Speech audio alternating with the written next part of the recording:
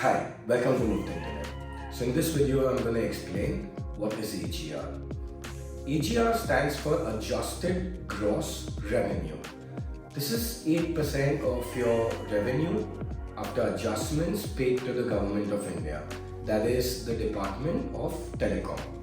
Now, the local CCA. Now, CCA is a body that is basically, think of it like a subsidiary or like a branch office of the Department of Telecom. Your nearest representation is CCA.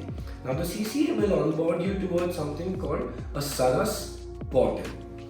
The Saras portal is where you're going to upload all your figures. You're going to upload documents like your statement of revenue, your affidavit. This is 100 rupee stamp paper saying the documents uploaded are correct here, and then you have to make the payment online. Now this payment, when you're making payments online, it's going to take you to the Bharat Kosh payment gateway. That's where you make your payment, and then you basically get a successful message. Now the AGR needs to be paid every quarter. Every quarter you need to present the statement of revenue and provide a fresh affidavit every quarter.